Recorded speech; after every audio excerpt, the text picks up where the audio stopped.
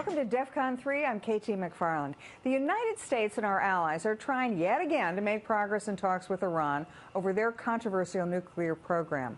While all sides agreed to step up efforts to reach a political agreement by the end of March, well, is a full-blown deal in sight?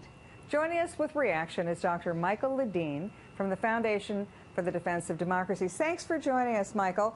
Let me ask you, is there a deal in sight? I don't think so. The Supreme Leader, Ali Khamenei, does not want to deal with the United States, not at all. I mean, there are some deals that he might accept, that is, if we totally surrender. But a deal that people would view as a good deal, a fair deal, a deal that gets us where we want to get is not in sight. He does not want it.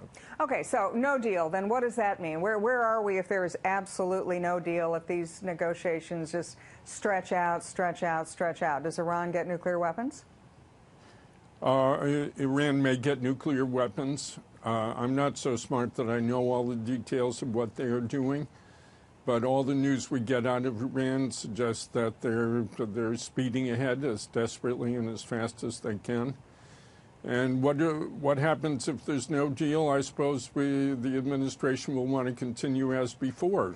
More extensions, more negotiations, keep talking. Talk is good, they think, and so forth. So the Iranians will keep expanding their centrifuges and building new light and heavy water reactors and all of that stuff, and building bigger and better and more accurate missiles. Now, you know, Michael, the argument was that Iran wanted to join the world economy. Its economy was in bad shape. It was causing them political problems at home, and so we would lift the sanctions would be the deal. But hasn't the Iranian economy recovered because of the partial lifting of sanctions? So hasn't that taken the pressure off of any kind of a deal? Yeah, certainly there's less economic pressure than there used to be. All the Europeans, all the Asians are back and forth to Tehran every day making deals. But, you know, the regime doesn't care about the people. So if the people have one chicken a month instead of one chicken a week, they don't care. They've got plenty of money for their own nefarious purposes. But, Michael, what about the collapse? We've seen in the last couple of months the absolute collapse of oil prices. Iran needs high oil prices to pay for its government. At a certain point, isn't this going to impact the political stability of the regime if the people maybe get no chickens a month? I don't believe that revolutions are caused by misery. I think that if misery caused revolution, we'd have revolution in North Korea, for example. I think that politics is an independent variable, and I think that people hate the regime, and the regime knows it.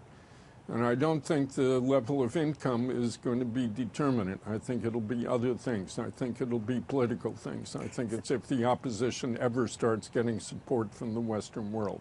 Now, a few years ago, people were talking about a potential attack on Iran's nuclear facilities, an attack either by Iran, by the West, by NATO, by the United States.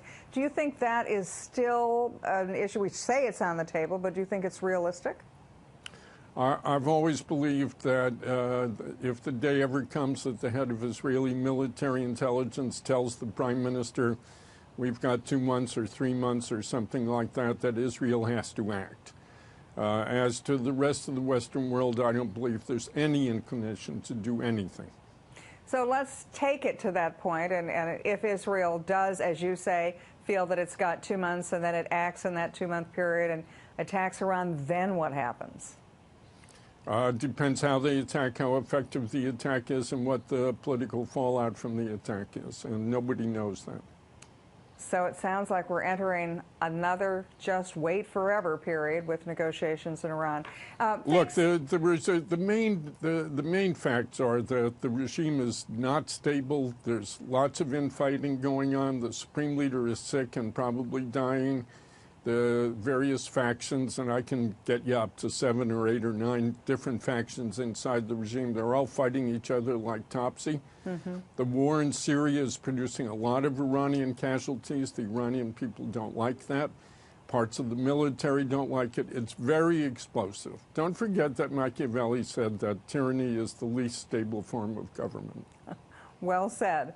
Thank you, Dr. Michael Ledeen from the Foundation for the Defense of Democracies. And for more on this developing story, stay with FoxNews.com. I'm KT McFarland, and thanks for watching DEF CON 3.